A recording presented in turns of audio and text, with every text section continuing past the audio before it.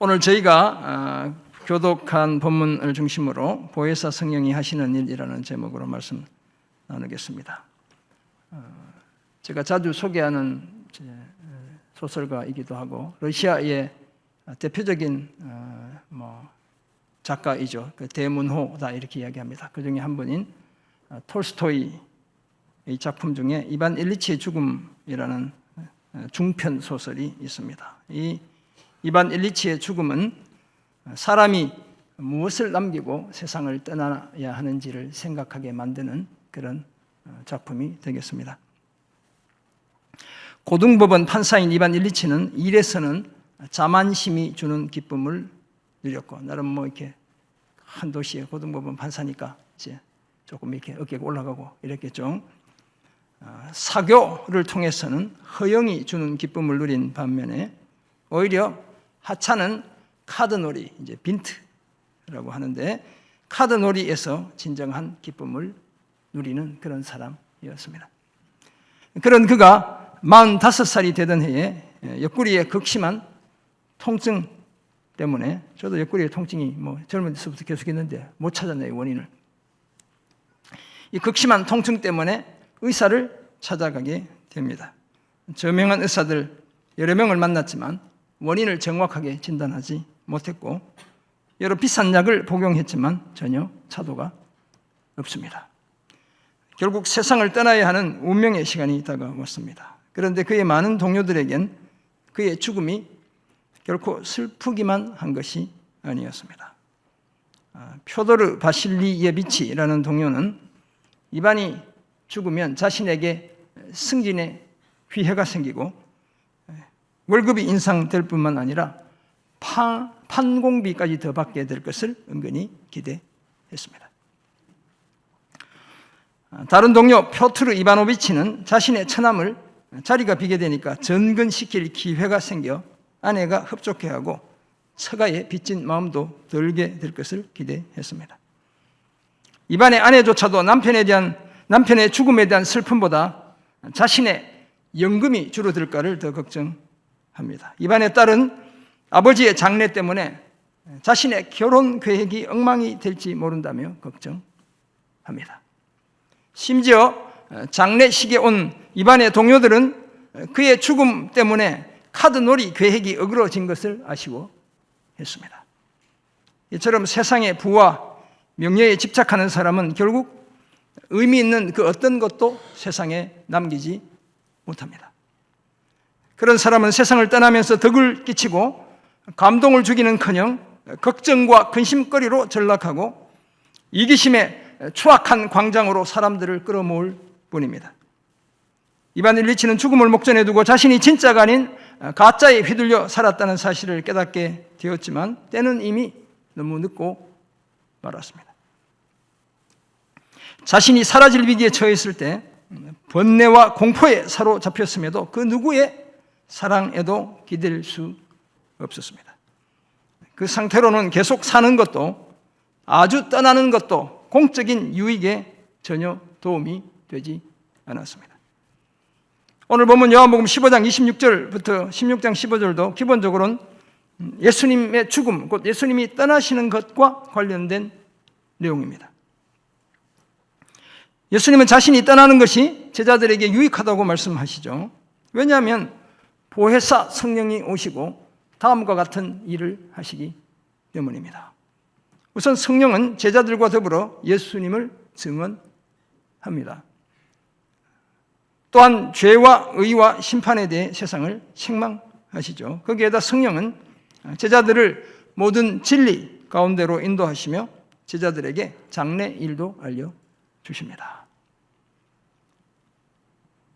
그래서 주님이 성령이 오시고 이런 일을 하실 것을 기대하셨기 때문에 내가 떠나는 것이 오히려 유익하다고 말씀하신 겁니다. 우리는 이런 주님의 말씀 속에 성령, 보혜사 성령이 하신 일 세 가지를 오늘 한번 생각해 보려고 합니다. 첫째는 예수님을 증언하시고요.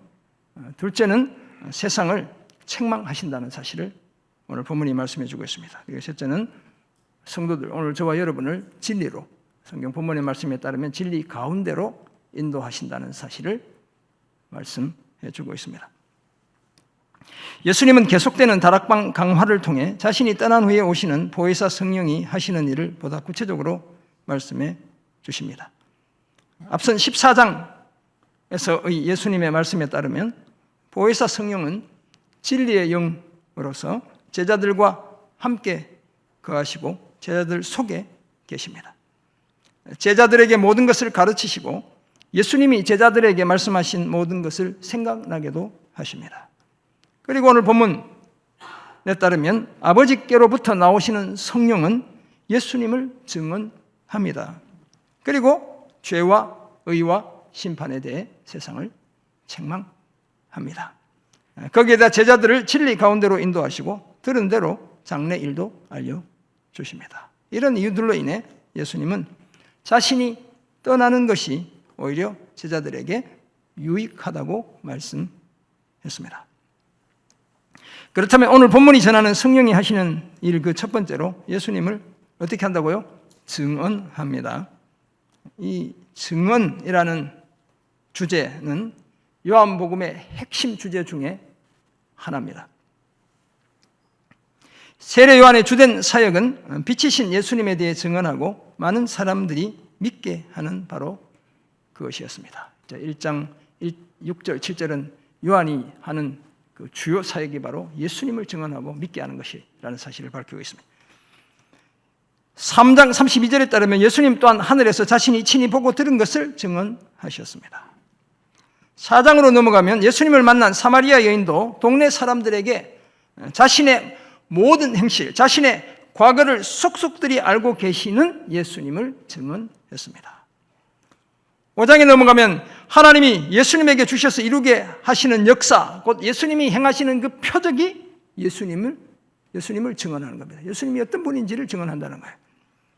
예수님을 보내신 하나님 아버지도 친히 예수님을 위해 증언하십니다. 그리고 5장 39절에 따르면 성경도 예수님을 증언하고 있습니다. 8장 넘어가면 예수님 스스로 자기 자신에 대해 친히 증언하시고 예수님을 보내신 아버지 하나님께서 예수님에 대해 증언한다고 거듭 말씀하고 있습니다. 그리고 20장 31절 요한복음을 기록한 목적인데 사도 요한도 예수님에 대해 증언하기 위해 자신의 복음서를 기록했다고 그렇게 적고 있습니다. 그리고 오늘 보면 26절에서 예수님은 자신이 아버지께로부터 제자들에게 보내실 보혜사 곧 아버지께로부터 나오시는 진리의 성령이 오셔서 자신을 증언한다고 말씀하시죠. 그리고 처음부터 자신과 함께 있었던 제자들도 자신을 증언한다고 말씀하셨습니다. 이제 제자들은 그렇다면 예수님을 증언하기 위해 성령을 반드시 받아야 하는 겁니다. 그래서 부활하신 예수님이 제자들을 향해 숨을 후 이렇게 내쉬며 뭐라고 하시는가 하면 성령을 받으라 라고 하셨어요. 자신의 숨, 곧 생기를 제자들에게 나누어 주시며 성령을 받으라고 말씀하셨죠.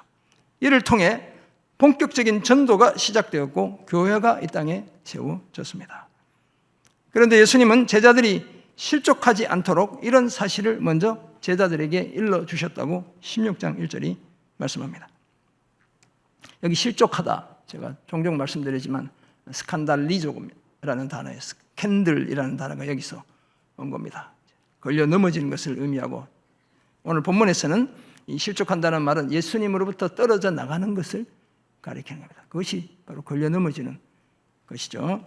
제자들에 대한 세상의 미움과 박해를 염두에 두고 주님이 하시는 말씀입니다. 사람들이 제자들을 출교할 뿐만 아니라 때가 이르면 무릇 제자들을 죽이는 자가 이르기를 이것이 하나님을 섬기는 일이라고 할 정도로 박해가 심해질 것을 말씀하고 있습니다. 사람들이 제자들을 박해하는 일을 하나님을 예배하는 일로 여기며 열심을 낸다는 거예요. 그들이 이런 못된 짓을 하는 이유는 하나님 아버지와 아들이신 예수님을 제대로 알지 못하기 때문에 그렇습니다. 그렇다면 영적인 무지 또는 잘못된 신지식이 얼마나 무서운 결과를 초래하는지를 보여주는 거예요. 하나님과 하나님의 사람들을 반대하고 죽이면서도 하나님을 섬기는 것, 그것이 하나님을 예배하는 것이라고 착각하는 겁니다. 그래서 막 비행기 몰고 가서 월드 트레이드 센터에 가서 막 이렇게 받고 이렇게 하는 거예요. 하나님을 잘못 알고 있는 것이, 하나님이 그런 걸 원하실까요? 그렇지 않다고. 이런 말을 제자들에게 지금 하시는 것은 제자들이 그때를 당하면 예수님의 이 말씀을 기억하게 하기 위함이고, 처음부터 이 말씀을 하시지 않았던 것은 예수님이 지금도 제자들과 함께 계시기 때문이에요. 사랑하는 성도 여러분, 이처럼 성령은 예수님을 증언합니다. 예수님은 이 일에 제자들을 동력자로 세워주셨습니다. 그런데 안타깝게도 이 일엔 미움이나 반대나 박해가 불가피합니다. 오해와 편견, 무시와 외면이 뒤따를 수밖에 없습니다. 성령과 함께 예수를 전하는 참 제자들은 이기적인 세상과는 달리 죽어야 살고 져야 이기고 포기해야 얻는 십자가의 길을 걷는 사람들입니다. 이런 제자들을 세상이 환영하거나 좋아할 리가 없습니다.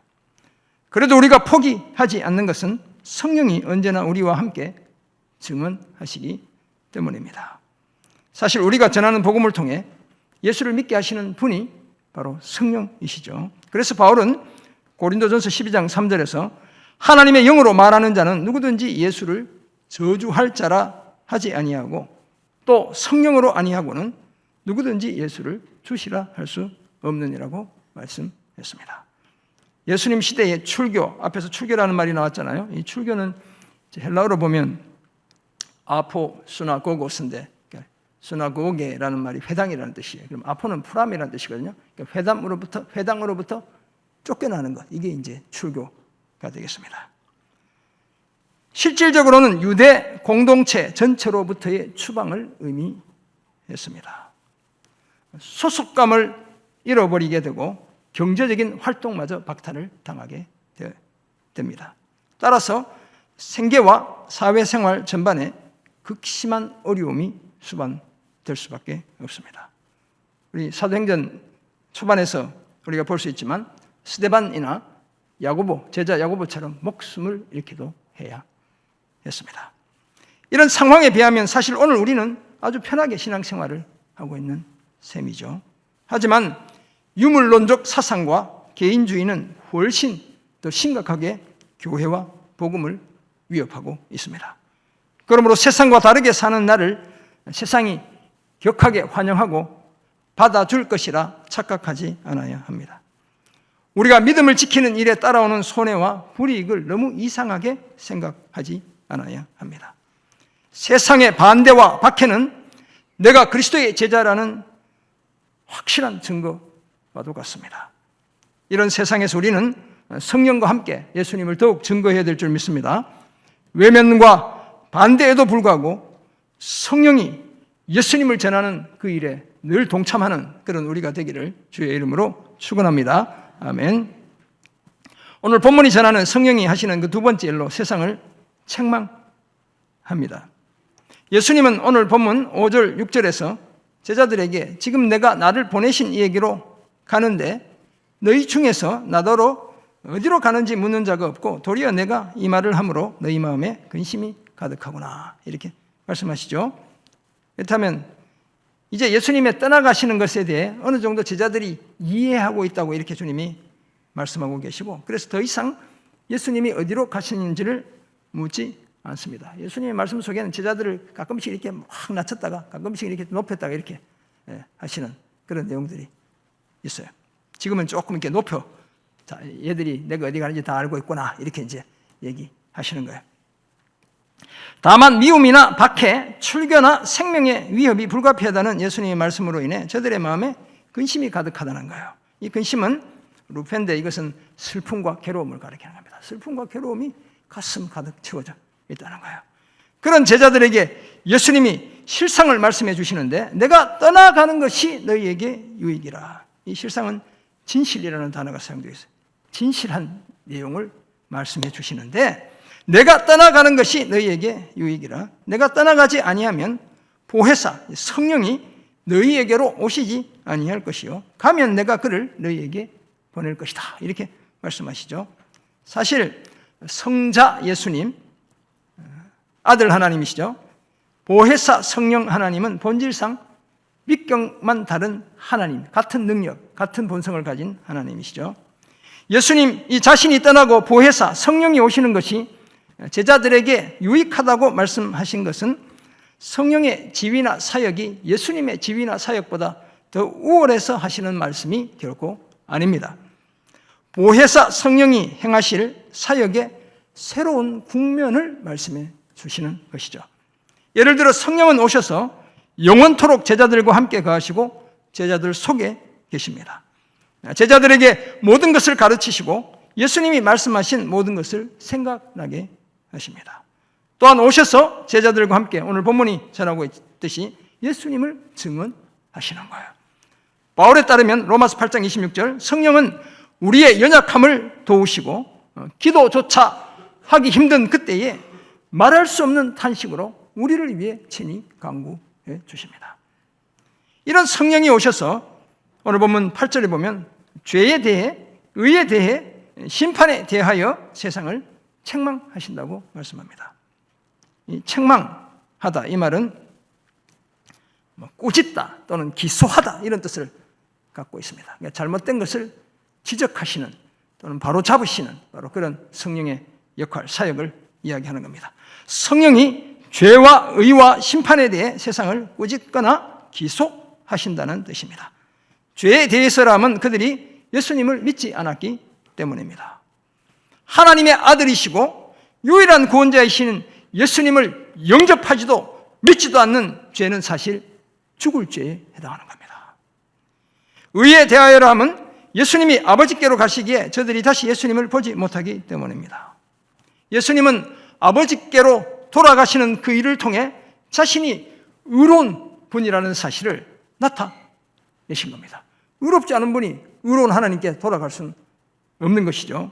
그런 예수님과 예수님의 의를 믿지 않는 세상을 성령이 책망하신다는 거예요.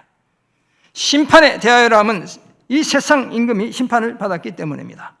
하나님의 아들이요 빛이신 예수님이 이 땅에 오셨기에 어둠의 권세를 잡고 횡포를 부리던 세상 임금 마귀는 이제 심판을 피하지 못합니다. 그런데 마귀는 예수님의 십자가에서의 죽음을 바라보며 자신이 하나님의 아들을 이겼다고 착각했죠. 하지만 이 마귀는 예수님의 부활을 예상하지 못했습니다. 그래서 예수님의 부활은 마귀의 완전한 패배를 확정짓고 말았습니다. 사랑하는 성도 여러분, 이처럼 성령은 반드시 세상과 세상 임금 마귀를 책망하십니다. 이 사실은 하나님이 언젠가 일그러진 것, 굽은 것, 왜곡된 것을 반드시 바르게 펴실 날이 있다는 사실을 보장하는 것입니다. 따라서 굳이 우리가 나서서 세상의 심판자가 되어야 할 이유가 없습니다. 심판은 하나님께 맡겨드리고 우리는 반대와 박해에도 불구하고 증인의 사명을 완수해 가야 합니다. 우리에게로 오신 성령이 주도하시는 그 영적인 부흥과 회복에 반드시 동참해야 합니다. 성령이 증언하는 성자 예수님, 아들 하나님을 우리도 같이 증언해야 합니다. 그것이 바로 복음을 통해 세상을 책망하는 것입니다. 그러는 중에 불신앙과 불순종의 죄를 늘 멀리해야 마땅하죠. 예수 그리스도의 의를 힘입고 언제나 공의와 정의를 사랑하고 실천해야 합니다. 항상 그리스도와 복음을 긍정하며 복음에 합당하게 살아가야 합니다. 성령이 우리와 늘 함께 하시며 이런 삶을 힘쓰는 우리를 더욱 위로하시고 매 순간 친절하게 이끌어 가실 줄 믿습니다. 성령이 반드시 세상을 책망하시기에 하나님이 주도하시는 새날을 기대하며 살아가는 그런 우리가 되기를 주의 이름으로 축원합니다. 아멘. 성령이 하시는 세 번째 일, 성도를 진리로 인도합니다. 오늘 본문 12절에서 예수님은 제자들에게 아직도 이룰 것이 많지만 다 감당하지 못한다고 하십니다. 내가 다 얘기하면 그게 다 얘네들이 소화하지 못할 거야. 주님이 이렇게 말씀하는 거예요. 자신이 떠난 다음 오실 성령이 주도하시는 복음 사역과 관련된 놀라운 일을 지금 제자들에게 자세히 말해줘 봐야 다 이해하지 못한다고 말씀하셨습니다. 다만 13절 이하에서 그 맛보기로 몇 가지를 말씀해 주고 계십니다. 우선 진리의 성령이 오시면 그가 제자들을 모든 진리 가운데로 인도하십니다. 또한 성령은 스스로 말하지 않고 오직 들은 것을 말하시고 장래 일을 제자들에게 알려주십니다. 이처럼 성자 예수님처럼 보혜사 성령도 지극히 겸손하신 분입니다. 그래서 스스로 말하지 않고 오직 들은 것을 말한다고 말씀하고 있습니다. 그리고 성령은 예수님의 영광을 나타내시는데 그것도 예수님의 것을 가지고 제자들에게 알려주십니다. 이게 오늘 본문에 14절에 그가 내 영광을 나타내리니 이렇게 표현되어 있잖아요. 이제 원어를 그대로 번역하면 그가 나를 영화롭게 할 것이다. 이렇게. 그러니까 성령이 나를 영화롭게 하신다고 주님이 말씀하고 계세요. 그런데 그것도 예수님의 것으로 그렇게 하실 것을 말씀하고 있습니다. 거듭 자신을 드러내지 않는 성령의 겸손한 모습을 엿볼 수 있습니다. 이것을 이제 신학적인 용어로 성령의 수줍음이다 이렇게 이야기합니다. 영어로 표현하면 the shyness of the Holy Spirit 이렇게 표현할 수 있어요. 성령은 철저히 자신은 가리고 성부 하나님과 성자 예수 그리스도를 드러내시는 그런 사역을 하시는 거예요. 한편 예수님의 것이 어떤 것인지를 15절이 보충해서 말씀합니다. 무릇 아버지께 있는 것은 다 예수님의 것으로 그래서 그가 내 것을 가지고 너희에게 알리시리라고 말씀해요. 주님이 17장에 가서도 아버지의 것은 다 내 것이라고 자신 있게 말하세요. 주님은 자기 정체성이 분명한 분이에요. 하나님의 독생자. 하나님께 속한 모든 것이 내 것, 예수님의 것이기 때문에 내 것을 가지고 그가 알리실 것이라고 말씀합니다. 왜냐하면 예수님은 하나님의 진짜 독생자이기 때문입니다. 사랑하는 성도 여러분, 이처럼 예수님의 것을 가지고 일하시는 성령은 항상 성도들을 진리로, 진리 가운데로 인도합니다. 왜냐하면 모든 것을 가르치실 뿐만 아니라 예수님이 말씀하신 모든 것을 생각나게 해주시기 때문입니다. 예수님을 증언하시고 자신을 증언하지 않죠. 진리이신 예수님을 증언하시고 죄와 의와 심판에 대해 세상을 책망하셔서 반드시 바르게 교정하시기 때문입니다. 거기에다 스스로 말하지 않고 오직 들은 것만 말하시고 하나님이 계획하신 장래 일도 다 알려주시기 때문입니다. 그리고 진리이신 예수님의 것을 가지고 예수님을 영화롭게 하시기 때문입니다. 그렇다면 우리는 언제 어디서나 진리의 영이신 성령의 충만한 임재와 친절한 인도하심 속에 살아가야 될 줄 믿습니다. 성령은 진리 그 자체이신 하나님의 영이자 그리스도의 영이고 그래서 그 별명이 아예 진리의 영입니다. 예수의 제자로 살아가는 우리는 예수님을 떠나서는 아무것도 할 수 없는 것처럼 성령을 떠나서도 아무것도 할 수 없습니다. 진리의 영이신 성령의 도움 없이 진리 가운데로 진리이신 예수님께로 가는 일은 불가능한 일입니다. 성령으로 하지 않으면 아무도 예수님을 주시라 할 수 없습니다. 그러므로 항상 성령의 인도하심을 따라 진리로 나아가는 그런 우리가 되어야 할 줄 믿습니다. 성령이 예수님의 것을 통해 알려주시는 예수님의 영광을 사모하며 늘 진리 가운데 머무는 우리 모두가 되기를 주의 이름으로 축원합니다. 아멘. 예수님이 오늘 본문을 통해 자신이 떠나는 것이 제자들에게 유익하다고 말씀합니다. 그리고 그 이후로 성령이 오셔서 그 하시는 일이 바로 이와 같은 것이기 때문이다 라고 말씀하셨습니다. 그 세 가지가 바로 예수님을 증언하고 세상을 책망하고 오늘 우리를 진리로 인도하신다는 사실입니다. 이 사실을 알게 된 우리 어떤 삶을 힘써야 될까요? 첫째는 공동체를 유익하게 해야 합니다. 부활하신 예수님이 육체적으로 제자들 곁을 떠나시는 이유는 그것이 제자들에게 유익하기 때문입니다. 이 유익하다 이 말은 이제 순페로라는 단어인데 첫째는 진짜 이익이 되다 이런 뜻이 있고요. 또 하나는 하나로 모으다 이런 뜻이죠. 주님이 이 중의적으로 저는 쓰고 있다 이렇게 봅니다. 제자가 하나 되는 것이 하늘나라에 주님의 교회에 하나님께 그리고 제자들 자신에게 유익한 것이기 때문이죠. 이 유익은 성령이 행하시는 새롭고 다양한 사역 때문에 발생하는 유익입니다. 성령은 사람들의 오늘 저와 여러분의 거듭남과 성화를 주도해 가고 계신 거예요. 죄와 의와 심판에 대해 세상을 책망하실 뿐만 아니라 성도들을 진리 가운데로 인도하시고 예수님을 온전히 알게 해 주십니다. 신약 교회의 시작도 성령의 주도로 이루어졌다는 사실을 사도행전이 밝히고 있죠. 이 성령이 성도들을 그리스도 예수 안에서 하나로 묶어주는 거예요. 그 순패로 bring together, 함께 묶어준다고 이야기하고 있습니다. 예수님은 이런 기대를 하시며 자신이 떠나는 것이 제자들에게 유익하다고 말씀했습니다. 그렇다면 오늘 우리도 공동체를 유익하게 해야 마땅합니다. 나의 유익 때문에 머물고 떠나는 것이 아니라 언제나 공동체 유익을 먼저 생각해야 합니다. 그런 사람이 많아져야 우리 교회가 영적으로 부흥하고 성장할 수 있습니다. 예수님처럼 세상을 떠나는 그 최후의 순간에도 공동체 유익을 먼저 생각하는 그런 우리가 되기를 주의 이름으로 부탁드립니다. 아멘. 둘째, 성령이 주도하시게 해야 합니다. 오늘 우리가 살아내야 할 삶, 바울은 에베소서 5장 18절에서 술 취하지 말라, 이는 방탕한 것이니 오직 성령으로 충만함을 받으라고 말했습니다. 그래서 이게 사람들이 뭐 이렇게 성경에 어디 술 먹지 말라는 말이 어디 있냐, 왜 이런 말은 눈이 안 들어올까요? 취하지 말라고 했다고 먹지 말라는 게 아니라 충분히 마시지 말라고 얘기했다, 이렇게 해서 이런 엉터리 같은 해석. 먹지 말라는 게 이건 내 멋대로 해석하지 말고 성경을. 우리는 물이 좋은 나라에 살기 때문에 포도주가 필요 없는 거예요. 팔레스타인은 물이 안 좋은 나라에 살기 때문에 포도주를 음료처럼 마셔야 되는 그런 나라예요. 그래서 주님이 만찬할 때 물 대신 포도주를 드시는 거지, 술 먹으려고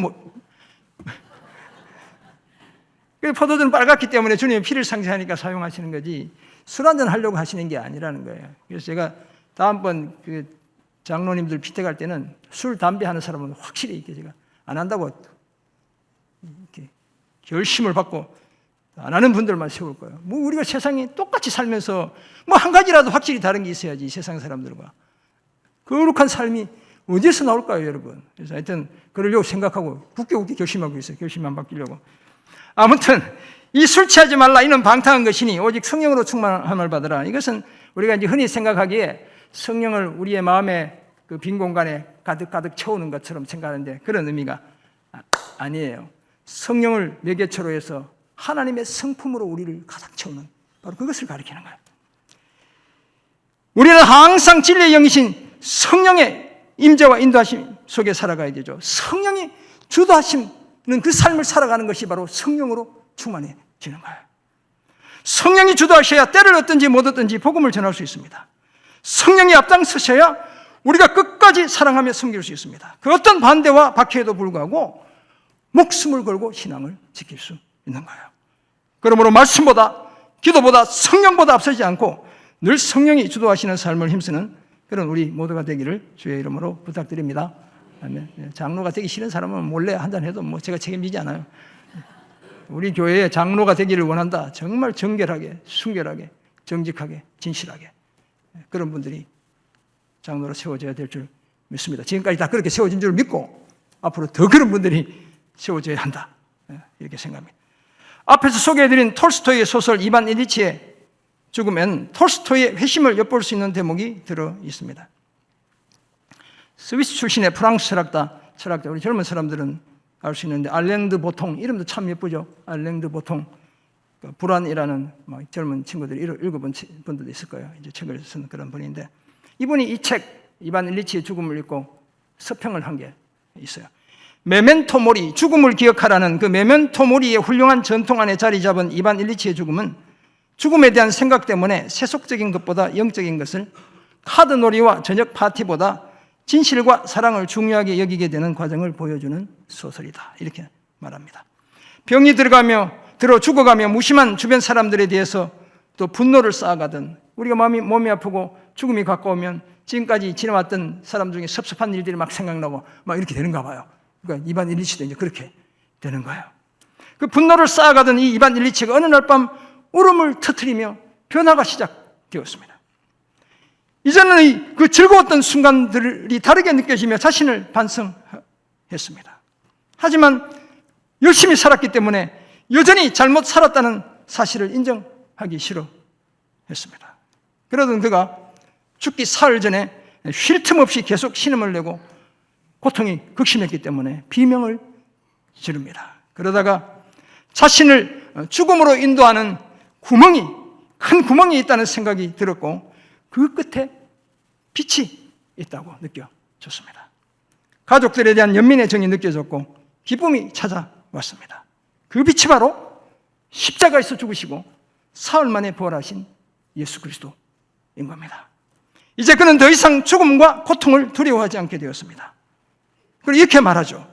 이제 죽음은 끝났다. 이제 죽음은 없다라고 말한 뒤 생을 마감했습니다. 제가 이 소설을 읽으면서 성경의 구절이 생각났어요. 사망아 너의 승리가 어디 있느냐? 사망아 내가 쏘는 것이 어디 있느냐? 아마 톨스토이가 성경 구절을 이렇게 인용한 것이다, 저는 그렇게 생각해요. 톨스토이는 이 소설을 통해 예수님을 만나 새 삶을 시작하게 된 자신의 회심의 과정을 그려냈습니다. 사실 이반 일리치는 자신의 죽음을 통해 특별한 의미 있는 것 하나 남기지 못했죠. 그러나 가장 값지고 소중한 것을 남겼는데 그것이 바로 빛으로 죽음을 이긴 그의 믿음이었습니다. 자신의 떠남을 통해 세상 사람들이 어떤 삶을 살고 어떻게 죽어야 하는지를 보여주는 유익을 남긴 것이었습니다. 사랑하는 성도 여러분, 오늘 본문에 따르면 미움과 반대와 박해가 극심한 세상에 성령이 오셔서 예수님을 증언합니다. 반드시 죄와 의와 심판에 대해 세상을 책망하시죠. 그리고 제자로 살아가는 우리는 늘 진리로 인도하십니다. 이런 사실을 아는 우리는 항상 주님의 말씀처럼 공동체를 유익하게 해야 될 줄 믿습니다. 우리의 말이나 일 모두를 성령이 주도하시게 해야 될 줄 믿습니다. 이런 사실을 명심하고 성령의 주도하심을 따라 가정과 교회와 사회를 유익하게 하는 복된 삶을 힘쓰는 우리 모두가 되기를 주의 이름으로 축원합니다. 아멘. 기도하겠습니다. 사랑해 주님, 오늘 주신 은혜의 말씀을 기억합니다. 성령이 오시기 때문에 내가 떠나는 것이 유익하다고 말씀하신 주님, 성령이 하시는 그 일들 생각하고 그 일에 동참하며 성령의 주도하심 속에 우리 인생을 맡겨드리는 복된 성도의 삶을 살아내는 우리 모두 되게 은혜 내려 주옵소서. 예수님의 이름으로 기도합니다. 아멘.